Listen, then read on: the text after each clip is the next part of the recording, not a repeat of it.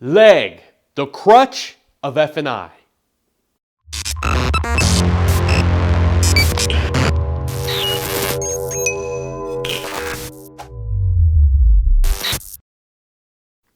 Shaka Dyson here, motivational speaker, record-breaking F&I trainer, and your friend in the automotive business. And today, we're going to talk about leg. We're going to talk about the crutch of F&I. Listen, compliance has got to be one of the biggest aspects of this.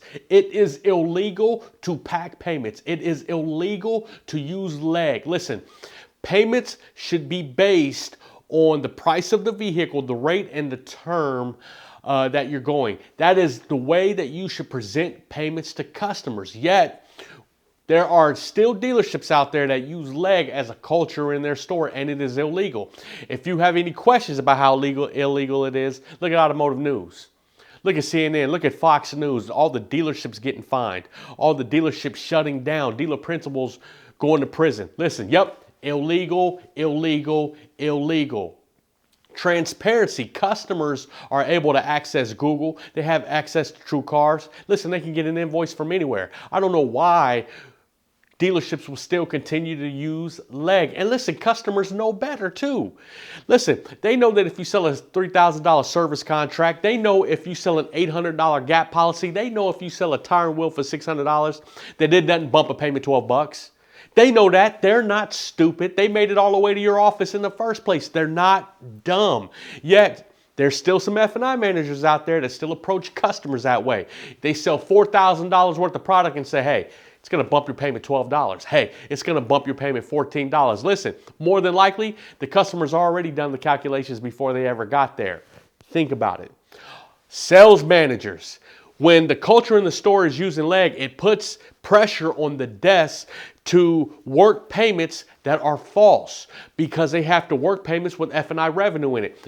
They submit deals. They determine what the rate is. They work the payments all because they don't have the confidence in the F&I department. Why? Because the culture in the store is, hey, I have to work deals with leg in them. I have to work payments with leg in them because the F&I department ain't going to make any money if I don't, and they're going to complain about it if I don't. Also, it makes the sales managers have to work the false payments with the salespeople, and the salespeople have to go out there and present these customers with these false payments, thus killing their credibility. Why? Because as we discussed earlier, customers know better. More than likely, they have worked the payments before they got there. Again, think about it. Also, when the culture in the store is using leg, then it makes the F&I department dependent on the desk. It becomes a crutch in F&I.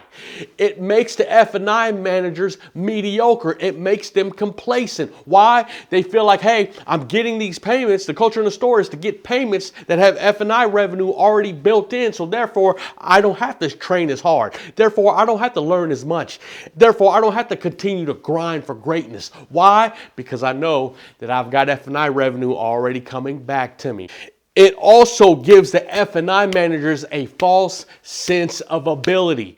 I see many F&I managers who talk about how great they are, how much PVR they run, how much revenue they generate on the back end, how great their service contract penetration is. I run 80% service contract penetration. I run 90% service contract penetration. I run $1,500 a copy. I run $2,000 a copy. But what they don't disclose is half that revenue comes from the front. What they don't disclose is, before that deal came back there to the back, it had 2 points of rate in it. It had etch already in it. And it had environmental already closed in it. And the front planted the seed for the service contract and for the gap. See, they don't disclose that. All they talk about is how great their PVR is. Listen, we have got to get out of using leg because leg kills the confidence of an F&I manager. Because in reality, you know whether you can walk into any dealership, whether the culture is F&I friendly or not. You know whether or not you can walk into any F&I office, whether the culture is F&I friendly or not, and rock and generate revenue and generate a high PVR. You know whether you can do that or not. You know whether or not you're really good enough to generate a high PVR and generate revenue regardless how the desk works with F&I or not. You know inside of you. But what happens is we rely so much on the desk to generate revenue for us that it kills our own internal confidence and gives us a false sense of ability. Listen, a couple of tips. The first is F&I managers, get out of your office. Go up there and work the desk, work the towers. Have an F&I presence up there at the desk.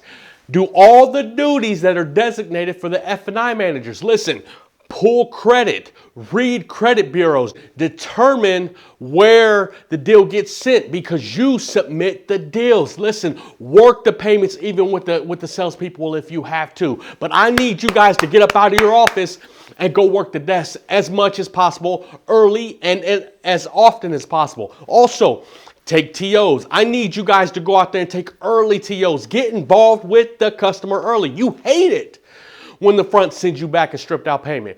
You hate it when the front discuss rate. You hate it when you don't have any room left in your payment. Well, look, I need you to go out there and take the TO. I need you to go out there and talk about rate with the customer. I need you to go out there and talk about payment with the customer. I need you to go out there and talk about your products, your F&I products with the customer. You're the F&I manager, and I need for you to make your presence felt. Go get involved early. And listen, my last tip, super important tip, almost the most important tip, listen, continue to train.